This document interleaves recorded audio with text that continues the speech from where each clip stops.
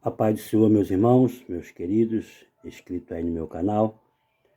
Estou aí passando para mais uma lição da nossa EBD, onde nós estamos encerrando esse trimestre, que foi uma bênção, foi um trimestre maravilhoso, onde nós aprendemos acerca do corpo de Cristo. Corpo de Cristo que é quem? Que é a igreja, né? Que é a eleita, que é aquela que Cristo comprou, né, com seu precioso sangue. Então, nesse trimestre, nós aprendemos acerca do corpo de Cristo, que é a igreja, né? O nosso comentarista foi o pastor José Gonçalves, nosso comentarista desse trimestre, e nós aprendemos. Foram 13 lições maravilhosas, 13 lições abençoadas, né, nesse primeiro trimestre de 2024. Na primeira lição nós vimos a origem da igreja. Na segunda lição nós vimos a imagem bíblica da igreja. Na terceira lição nós vimos a natureza da igreja. Na quarta lição a gente aprendeu acerca da igreja e o reino de Deus. Na quinta lição nós aprendemos a missão da igreja de Cristo, né? Falamos sobre missão. E a sexta lição nós falamos da igreja, organismo e organização. Lição número 7, nós estamos sobre o ministério da igreja. Na lição número 8, nós vimos a disciplina da igreja. Na lição número 9, nós estudamos acerca do batismo, que é a primeira ordenança de Cristo para a sua igreja. Na lição número 10, nós estudamos sobre a ceia do Senhor, que é a segunda ordenança da igreja, né? De Cristo para a igreja. A lição número 11, nós estudamos sobre o culto da igreja, né? Culto da igreja cristã, né? E a lição número 12, nós aprendemos, foi domingo passado, o papel da pregação no culto. E hoje, lição número 13, finalizando aí o trimestre, nós vamos estudar acerca do poder de Deus na missão da igreja. Observa que na quinta lição, nós falamos acerca da missão da igreja de Cristo. E hoje, para finalizar, fechando com chave de ouro, nós vamos falar do poder de Deus na missão da igreja. Sem o poder de Deus, né? Sem o renovo do Espírito Santo, sem o batismo com o Espírito Santo, né? A igreja não vai a lugar nenhum. Então, a lição número 13, 31 de março de 2024, e nós vamos estudar o poder de Deus na missão da igreja. O textual está baseado, tá? É um texto, para mim, para quem trabalha com missão, para a igreja missionária, é um texto básico, né? Mas Atos capítulo 1, versículo 8, que diz: mas recebereis a virtude do Espírito Santo, que há de vir sobre vós, e ser-me-eis testemunha, tanto em Jerusalém, como em toda a Judéia e Samaria e até aos confins da terra, tá? Então, sem esse revestimento, tá? Sem essa virtude, tá? Fica difícil ser testemunha de Jesus, né? Fica difícil ser pregador do evangelho, fica difícil ser uma igreja missionária. Então precisamos buscar este revestimento do Espírito Santo, precisamos buscar essa virtude do Espírito Santo, tá? Porque sem ele, né, como nós vamos ver aqui no final da lição, a igreja não vai a lugar nenhum. Sem o revestimento do Espírito Santo, a igreja não vai a lugar nenhum. Nós vamos ver aqui no final desta lição, nós vamos ver o comentarista botando isso, colocando isso para nós. A verdade prática, o comentarista diz aqui: o Espírito Santo é a força motriz que movimenta a igreja, né? É ele que movimenta a igreja. Jesus, quando estava consolando os discípulos, confortando os discípulos acerca da sua volta para o céu, né, onde ele ressuscitou dos mortos. Esteve aqui conosco 40 dias, esteve aqui na terra 40 dias, né, por 40 dias, acabando de preparar o seu ministério, acabando de preparar o seu povo para dar continuidade à sua igreja. E ele disse: vou, mas não vos deixarei só, né? Enviarei o Consolador. E ele disse ainda, né? Lá em Evangelho de João, capítulo 14, se eu não for, ele não virá. E quem é que veio para estar conosco? Para representar Jesus em nossa vida? É o Espírito Santo. Então Jesus, ele cumpriu sua missão, né? 3 anos de ministério, ele formou a sua igreja, formou o seu povo, formou seus apóstolos, né? Subiu para o Pai, mas enviou-nos o Consolador que está conosco. É esse que nos motiva, é esse que nos dá alegria, é esse que nos renova, é esse que nos dá coragem para encarar o nosso dia a dia, para encarar o mundo, para pregar a sua palavra, para dar continuidade, né, à obra de Cristo no mundo. Fortalece a Igreja de Cristo para dar continuidade à obra que ele iniciou no mundo, né? É o Espírito Santo, o nosso Consolador. Então ele disse que sem o poder do Espírito Santo, a igreja é incapaz de cumprir a sua missão. Sem a presença do Espírito Santo, a igreja fica impossibilitada de cumprir a sua missão. Tá? A nossa leitura bíblica em classe está baseada em Atos capítulo 13, versículo de 1 a 4. Diz aqui o primeiro versículo: na igreja que estava em Antioquia, havia alguns profetas e doutores, a saber, Barnabé e Simeão, chamado Níger, e Lúcio Cirineu, e Manaém, que fora criado com Herodes, o tetrarca, e Saulo. E servindo eles ao Senhor e jejuando, disse o Espírito Santo: apartai-me a Barnabé e a Saulo para a obra que os tenho chamado. Né? E o versículo 3 diz aqui: então, jejuando e orando, e pondo a mão sobre eles, as mãos, os despediram.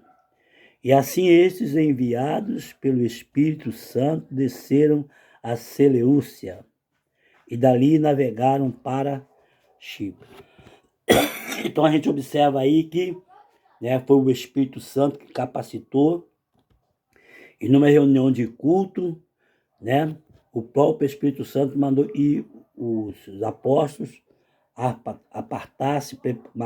enviasse Barnabé e Saulo para uma missão, né, a qual o próprio Espírito Santo os tinha chamado ou vocacionado. Louvado seja o nome do Senhor. Vamos aqui logo a nossa introdução, né? A lição é muito boa, a lição é fechamento com chave de ouro, a gente precisa aproveitar o tempo. Introdução. Nessa lição focaremos nossa atenção no poder do Espírito Santo, na missão da Igreja de Cristo. Aqui mostraremos que o povo de Deus não pode prescindir do revestimento do poder pentecostal para obter êxito na sua missão na terra. Assim, demonstraremos que a ação do Espírito Santo é a contemporaneidade de seus dons na igreja. Não se trata de uma mera opção, mas de algo imprescindível. A sua maior necessidade. Sem o Espírito Santo, a igreja local não anda nem cumpre sua vocação. Né? Sem a ação do Espírito Santo na vida da igreja, né, a igreja não anda, ou quer dizer, a igreja não cresce, né, e nem cumpre a sua vocação. Né? E o primeiro texto aqui vai falar da questão da doutrina do Espírito Santo, segundo o evangelista Lucas. Lucas, um dos evangelistas do Novo Testamento, e ele escreveu o seu livro, tem o seu nome, né? Que é o Evangelho de Lucas, e escreveu também os Atos dos Apóstolos, tá? São livros escritos pelo doutor Lucas. E ele vai falar aqui no primeiro ponto, um ensino revelado nos escritos de Lucas. Tanto o Evangelho quanto o livro de Atos, ambos escritos pelo evangelista Lucas, revelam o ministério do Espírito Santo na vida de Jesus e da primeira igreja, como uma necessidade imperiosa. Tá? Então aí já também é a primeira resposta do nosso questionário. Se você não marcou, quer marcar ou quer conferir a sua resposta, tá? Essa é a primeira resposta. Revela o ministério do Espírito Santo na vida de Jesus e da primeira igreja, como uma necessidade imperiosa. Tá? Nossa primeira resposta. Nesse sentido, o evangelista mostra que sem a ação do Espírito no ministério de Jesus e na vida da igreja, os cristãos não estariam qualificados para ser a testemunha do Senhor. Desculpa, eu estou com um pouco de tosse, mas vamos fazer a obra aqui. Nesse sentido, o evangelista mostra que sem a ação do Espírito no ministério de Jesus e na vida da igreja, os cristãos não estariam qualificados para ser testemunha de quem? Do Senhor. Tá? Essa promessa estava associada ao revestimento do poder do Espírito, conforme descrito na palavra de Jesus, como o poder do alto. Lucas capítulo 24, versículo 49, né? Que diz, Jesus manda os discípulos ficar em Jerusalém, até que do alto sejais revestidos de poder. Então vemos aqui um ensino revelado nos escritos de Lucas. Né? Segundo ponto, eu falo do enchimento do Espírito como experiência necessária. Experiência necessária. O Senhor Jesus só começou seu ministério depois de ser cheio do Espírito Santo. Né? Aqui em Lucas capítulo 3, versículo 21 e 22, você vai ver que Jesus veio a João Batista, né? João Batista temeu um pouco em batizar o seu mestre, em batizar Jesus, mas Jesus disse a ele que teria que ser batizado por ele para que se cumprisse, né, essa escritura. E quando João Batista o batizou, né, aqui nesse versículo você vai observar que quando Jesus levanta da água, né, João Batista contempla o Espírito Santo descendo sobre Jesus em forma corpórea de uma pomba, né, para o selar. Então, né, sem o próprio Senhor Jesus só começou o seu ministério depois de ser cheio do Espírito Santo. Depois, após o batismo nas águas, né, o Espírito Santo veio sobre ele e o encheu. Nosso Senhor fez a obra de Deus e a fez no poder do Espírito Santo, tá? Ele foi capacitado pelo Espírito Santo, tá? Em Lucas capítulo 4, versículo 18 e 19, tá? E o próprio Jesus também dependeu dele para exercer o ministério. Então, o próprio Jesus, sendo Deus, sendo Filho de Deus, né, precisou da ajuda do Espírito Santo para exercer o seu ministério. Da mesma forma, a igreja só deveria iniciar o seu ministério, só deveria iniciar o trabalho missionário quando fosse revestida desse mesmo poder. Por isso, podemos afirmar que, no contexto literário do evangelista Lucas, especialmente no livro dos Atos dos Apóstolos, o Espírito Santo aparece como uma necessidade, não como opção. Tá? Então, a gente observa que o Espírito Santo aqui no livro de Atos dos Apóstolos ele aparece como uma necessidade e não como uma opção. Há uma necessidade da igreja buscar o renovo, buscar o batismo com o Espírito Santo, buscar o revestimento de poder, né, para avançar no mundo, para pregar a sua palavra, a palavra de Deus. E o terceiro ponto é do enchimento do Espírito Santo. A segunda resposta está aí, tá? Onde eu acabei de ler. Podemos afirmar que no contexto literário do evangelista Lucas, especialmente no livro dos Atos dos Apóstolos, o Espírito Santo aparece como uma necessidade, não como opção. Então, essa é a segunda resposta do nosso questionário. Então, vamos aqui já, terceiro ponto do primeiro texto, que vai falar do enchimento do Espírito como uma experiência concreta. Se, por um lado, Lucas apresenta o Espírito Santo como uma necessidade na vida da igreja, por outro lado, ele mostra que o enchimento do Espírito ocorre como uma experiência concreta na vida do crente. Nesse sentido, o livro de Atos retrata a experiência pentecostal como um acontecimento objetivo, não subjetivo. Ela podia ser vista e ouvida. Está em Atos capítulo 5, versículo 32. Havia manifestações físicas que se tornavam reais.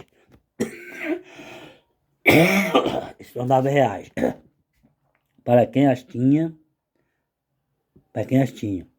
e visíveis para quem as presenciava. Em outras palavras, quem recebeu sabia que havia recebido. Atos capítulo 11, versículo 15 a 17. Dentre os muitos sinais, um se sobressaía sobre os demais: o falar línguas desconhecidas. Atos capítulo 2, verso 4, Atos capítulo 10, versículo 44 e 46, Atos capítulo 19, versículo 1 a 6. E o número 4, né? Ponto 4 aqui, a doutrina pentecostal clássica. Vai entrar aí também a terceira resposta aqui do nosso questionário. Diz aqui: desde seus primórdios, a doutrina pentecostal clássica afirma que, aí entra a terceira resposta aí, o falar em línguas desconhecidas é a evidência física inicial do batismo no Espírito Santo. Tá bom? Entra aí a nossa terceira resposta. O falar em línguas desconhecidas é a evidência física inicial do batismo no Espírito Santo. Essa é a nossa terceira resposta. Em 3 ocasiões no livro de Atos, a manifestação das línguas está presente. E em todas elas, chama a atenção o fato de todos terem experimentado o fenômeno de falar em outras línguas.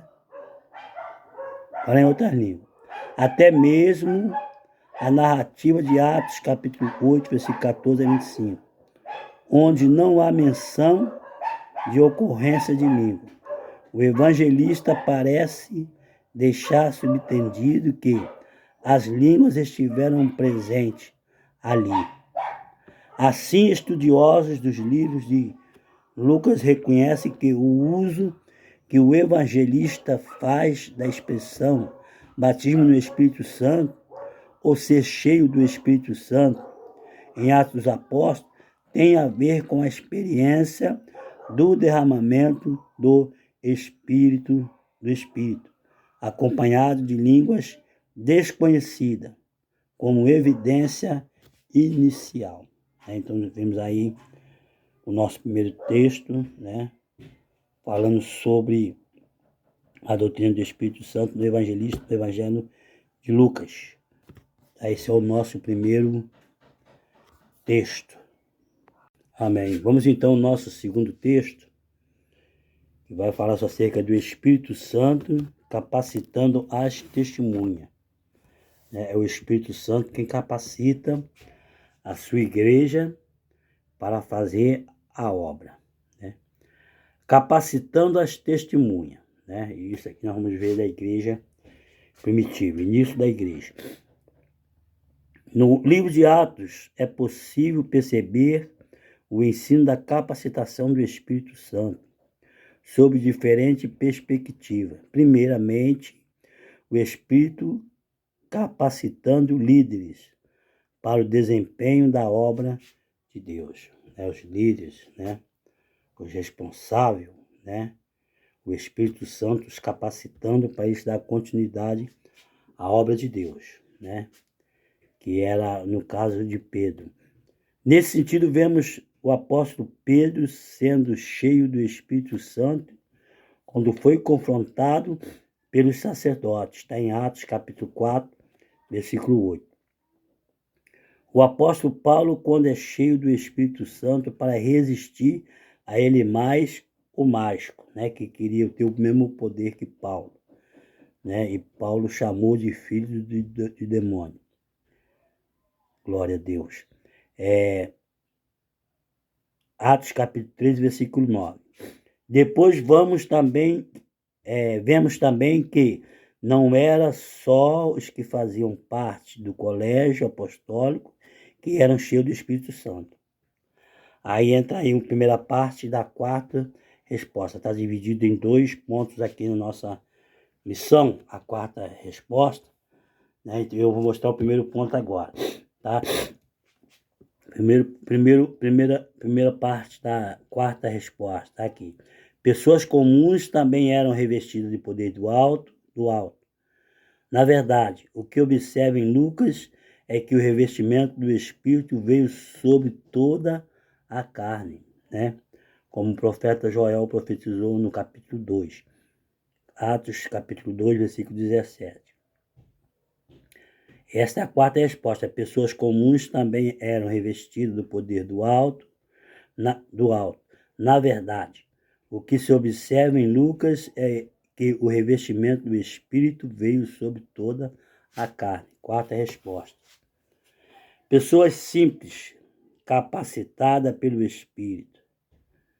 Vemos isso claramente quando Ananias, até então um ilustre desconhecido, é convocado por Deus para impor as mãos naquele que seria o maior apóstolo de todos os tempos, que é o apóstolo Paulo. Está em Atos, capítulo 19, versículo 10 e 11. Assim também Estevão e Filipe, que havia sido escolhido para servirem as mesas, foram escolhidos como diáconos, tá? Mas pregavam a palavra e Deus os abençoava com sinais e prodígios. Está em Atos capítulo 6, versículo 8 e Atos capítulo 8, versículo 6. Aí entra a segunda parte da quarta resposta. Fica patente que Deus não tinha uma classe privilegiada para fazer a sua obra. Ele possuía testemunhas capacitadas pelo Espírito Santo, tá? Deus não tinha classe privilegiada, para fazer a sua obra, mas ele tinha testemunhas capacitadas pelo Espírito Santo. É o Espírito Santo quem capacita os seus obreiros. É o Espírito Santo quem capacita a sua igreja.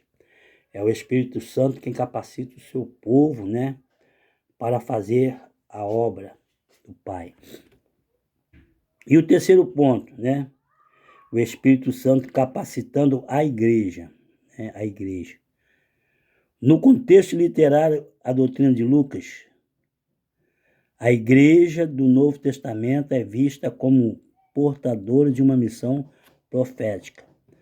Nela há um ministério profético de todos os crentes. Atos capítulo 2, versículo 17.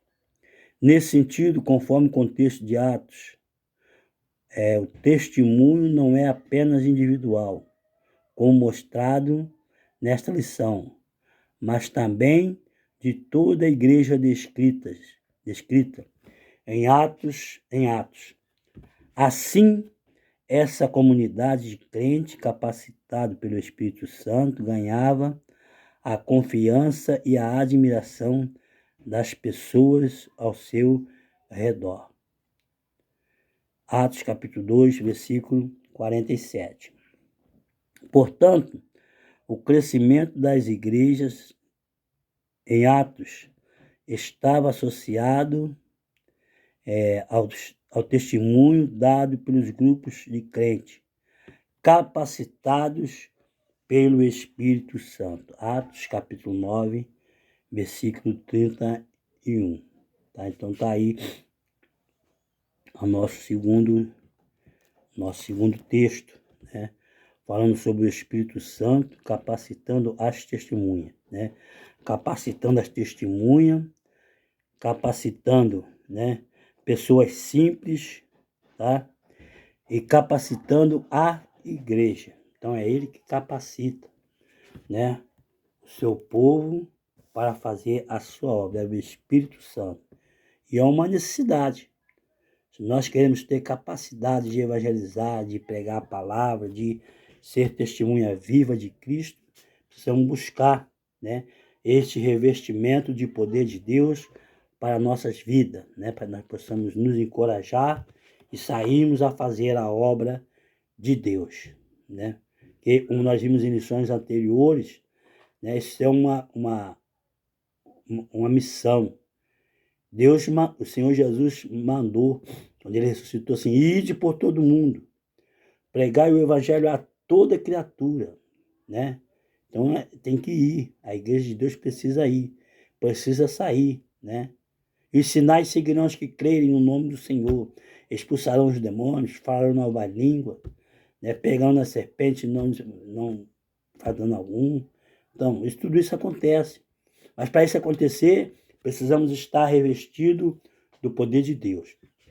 Como nós estudamos em lições anteriores, em Mateus capítulo 28, versículo 19, né? Jesus disse: ide, portanto, ensinai todas as nações, né? Ensinai todas as nações, batizando-as em nome do Pai, do Filho e do Espírito Santo. Então, é um dever da igreja, é um dever, né, do povo de Deus, é um dever do corpo de Cristo, é pregar, evangelizar, ensinar, fazer missão. Mas para isso precisa buscar capacidade, né? Precisa buscar ser capacitado pela pessoa do Espírito Santo de Deus, que é aquele que está conosco. Jesus disse que iria para o Pai, mas enviaria para nós o Consolador, para que ele estivesse conosco todos os dias. Oh, louvado seja o nome do Senhor. Que bom que temos esse Consolador conosco. Aleluia. Ele está comigo aqui. Eu estou sentindo neste momento a sua presença.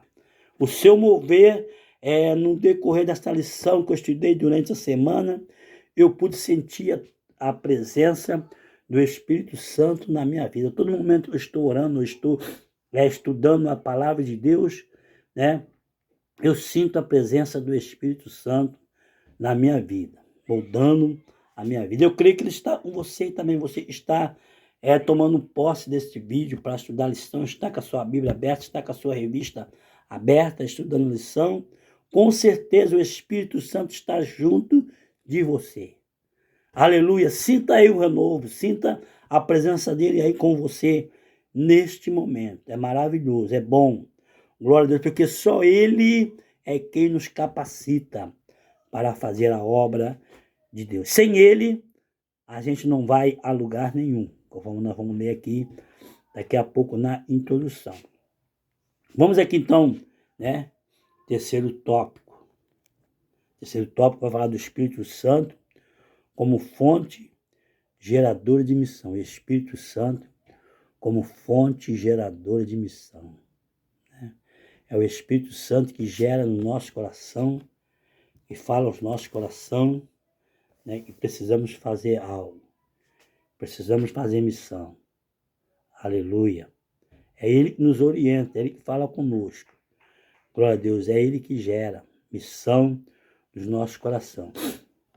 O apóstolo Pedro, na sua primeira epístola, capítulo 1, verso 12, se não falha a memória, o apóstolo Pedro diz que fazer missão, né, é tão importante, é tão nobre, é tão maravilhoso que os anjos do Senhor, os anjos de Deus, queriam fazer esse trabalho, tá? E Deus não deixou porque era serviço feito para a sua igreja. Então vale a pena. É gostoso fazer missão, né? Que os anjos de Deus queriam fazer, mas Deus não deixou, porque esta missão, né? O seu Filho amado Jesus Cristo outorgou à sua igreja. E de pregar o evangelho a toda criatura. Então isto não é missão dos anjos, é missão da igreja.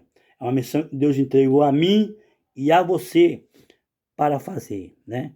E é o Espírito Santo de Deus, né? É esse Espírito Santo que está conosco, é que nos gera, tá?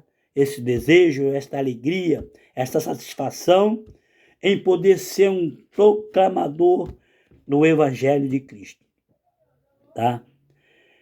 O Espírito Santo como fonte geradora de missões, tá? No envio missionário, né? Enviando seus missionários. Aí vai entrar aí a quinta resposta também aí. É o envio missionário. Primeiro ponto desse terceiro texto. Diz aqui. O envio missionário, o capítulo 13 do livro de Atos dos Apóstolos, narra o envio dos primeiros missionários da igreja em Antioquia.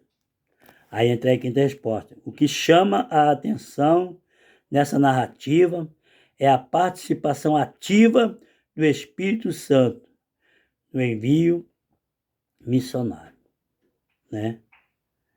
Nesse texto, Lucas menciona que havia alguns profetas na igreja que estavam em Antioquia, Atos capítulo 13, no versículo 1. É bem possível que essa observação do autor sagrado fosse para explicar como se deu a participação do Espírito Santo no comissionamento de Paulo e Barnabé, né? Para a primeira viagem missionária, Lucas mostra que, por intermédio dos dons do Espírito, os 12 obreiros foram separados para uma grande obra, de maneira clara e audível. O foco do evangelista é que o Espírito Santo é a fonte geradora de missões, pois ele é quem vocaciona e envia. Atos capítulo 13 e o versículo 2. Segundo ponto aqui do terceiro texto, vai falar da estratégia missionária. Que diz, em um mundo multicultural, a questão da estratégia missionária deve ser levada em conta. Não somente enviar, mas quem enviar, quando enviar e como enviar. Por exemplo, Paulo e Barnabé poderiam ter adotado a estratégia errada na obra missionária, quando intentaram pregar na Ásia e Bitínia, mas foram impedidos pelo Espírito Santo. É o Espírito Santo quem vai direcionar os missionários.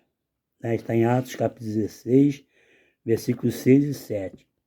Foi o Espírito Santo que decidiu quem deveria ouvir o Evangelho naquela circunstância. Atos capítulo 16, versículo 9.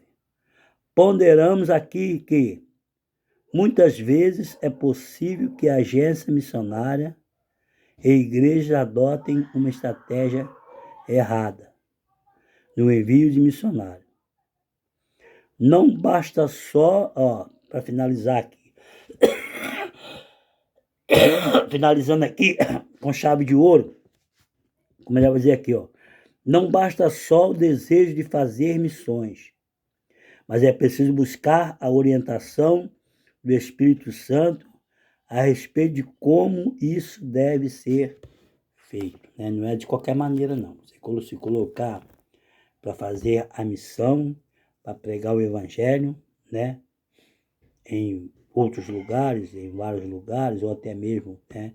De repente, no estado por outro, né? Você não pode fazer de qualquer maneira porque é perigoso, tá? Mas deve conversar com o Espírito Santo para saber, né? E ele vai direcionar e ele vai te dar as palavras certas. Glória a Deus. Então, vemos aí o nosso terceiro ponto.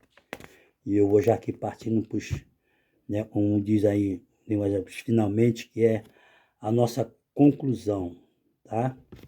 A conclusão diz aqui, ó, encerramos esta lição e, consequentemente, este trimestre, mostrando que o Pentecoste faz toda a diferença no cumprimento da vocação missionária da igreja. Sem a ação do Espírito Santo, a igreja local está desabilitada para cumprir a sua missão. O Espírito Santo é a força motriz do corpo de Cristo, em sua dimensão local. Sem o Espírito Santo, a igreja não vai a lugar algum. Eu estava comentando anteriormente, sem o Espírito Santo, no finalzinho aqui, o comentarista fecha o trimestre, fecha a lição, né, com chave de ouro. Ele mostra aqui que sem o Espírito Santo atuando, né, na igreja, né, a igreja não vai a lugar nenhum. Ela fica incapaz, ela fica desabilitada para cumprir a sua missão. Glória a Deus. Por isso que Jesus disse, mas recebereis a virtude do Espírito Santo, né? Atos capítulo 1, versículo 8, mas recebereis a virtude do Espírito Santo, e ser-me-eis testemunha, tanto em Jerusalém, como na Judéia, em Samaria, né? E até aos confins da terra, tá? Mas para isso precisa estar, né? Receber a virtude do Espírito Santo, né? Receber poder, receber unção, receber graça, aleluia, receber renovo, aleluia, para você sair como igreja para evangelização, para cumprir a missão, para cumprir o ID de Jesus. Que Deus nos abençoe, Deus abençoe você, Deus abençoe a sua aula, não perca a escola dominical, no próximo domingo vai ser uma bênção, vai ser o final da lição, e vem aí lições novas, né? Estava dando uma olhadinha, vai ser muito bom, porque o nosso comentarista desse próximo trimestre é o pastor Osiel Gomes, também um grande comentarista. Então eu quero que você não perca, nós vamos estar aqui todas as sexta-feira ou sábado, né, fazendo esse vídeo aula aqui que é muito rápido, tá só uma passadinha aqui para a gente degustar um pouco da nossa lição, tá? E para você participar, você ir para a nossa EBD com mais ânimo, com mais coragem, né, para aprender com o professor. E sempre o professor, aqui eu só passo mais ou menos o básico, né? O professor tem coisas melhores para ministrar, né, aos seus alunos, com certeza. E todos os professores preparam a lição. Então você não perca a aula da escola dominical. Se você mora aqui próximo ao bairro Santo Antônio da Serra, tá? Nós temos aqui a nossa igreja, onde era o final do ponto do ônibus, tá? Próximo à praça aqui, próximo ao colégio municipal Pastor Hernando, em frente, tá? Está a nossa igreja. Eu estarei ali esperando você a partir das 8 horas da manhã. Nosso horário de começo da escola bíblica dominical é a partir das 8 horas, tá? Você é o meu convidado a estar conosco. Temos professores abençoados, professores maravilhosos. Eu creio que você, participando conosco, estando conosco na aula, tu vai gostar, tá? E vai querer voltar mais vezes para participarem dessa aula maravilhosa. Então vem aí, tá? Domingo dia 7, que é o primeiro domingo de abril. Nós vamos ter aí, o início do novo trimestre, tá? E o comentarista é o pastor Osiel Gomes. Estava olhando os títulos, é uma grande lição, é um grande aprendizado, como foi esse trimestre, tá? Então, convidar você que não perca as aulas, o próximo trimestre. Vai ser bênção para a vida da igreja, vai ser bênção para o corpo de Cristo, conforme nós aprendemos nesse trimestre, o corpo de Cristo. Então, quer ser abençoado? Quer ser vitorioso? Quer conhecer a palavra de Deus? Venham para a EBD, venham para a escola bíblica dominical, que você vai ver uma coisa, tá? Dia 7 de abril, o nosso culto será o culto harpa, tá? Vai ser uma benção. Então, se você mora próximo aqui à nossa igreja, em Santo Antônio da Serra, quiser participar do culto harpa, vai ser uma benção, tá? Nós vamos estar a partir das 18h30 realizando esse culto harpa. O pregador é o nosso pastor Felipe Araújo, tá? Vai estar pregando a palavra de Deus para nós. E vocês é o meu convidado, tá bom? Vai ser uma alegria muito grande estar com você neste culto, tá? Culto harpa. Só louvor da harpa. Só louvor, né? Da harpa cristã. Então você que gosta de louvar a Deus, gosta de adorar a Deus com os hinos da harpa cristã, venha estar conosco, venha nos ajudar. Você é o meu convidado, tá bom? Eu quero orar por você. Amado e soberano Deus, Pai Celestial, bendizemos o teu nome, te adoramos, te louvamos. Deus querido, por esta oportunidade, Senhor, tem nos dado de mais esta aula, de mais esta oportunidade, Senhor, de falar da tua palavra. Senhor, que o Senhor possa continuar abençoando aqui, Senhor, os meus inscritos, aqueles que ainda não são inscritos, mas vão, Senhor, se inscrever. O Senhor possa estar também falando nos seus corações, o Senhor possa estar derramando chuvas de bênção sobre a vida, Senhor, dos meus inscritos, Senhor. Chuva seródia, essa chuva de bênção, Senhor, tu sabe. O Senhor conhece a precisão, sabe o que cada um necessita, Senhor. E eu te peço nesta hora a tua bênção para cada inscrito, Senhor, do meu canal, em nome de Jesus. E aqueles que ainda não são inscritos, vão se inscrever, que o Senhor possa estar abençoando. Te peço as suas bênçãos nesta hora e te agradeço em nome de Jesus. Amém. Deus abençoe a sua vida. E inscreva no canal. O canal é Presbítero Márcio Coelho. Tá bom? Separado, Márcio Coelho separado. Presbítero Márcio Coelho. E também eu tenho aí no meu TikTok também, Presbítero Márcio Coelho. E eu tenho o meu Instagram. Meu Instagram tá com um professor Márcio Coelho junto, tá? Tem no Instagram também, você também pode se inscrever, tá bom? Vai ser uma bênção ter você aí no meu canal, no meu Instagram, no meu TikTok, tá? Tá me acompanhando aí, vai ser muita bênção, tá? Deus possa continuar abençoando a cada um de vocês aí, em nome de Jesus. Amém? Fique todos na paz do Senhor e no próximo domingo, uma boa aula a todos, em nome de Jesus. Amém. Fique todos na paz do Senhor.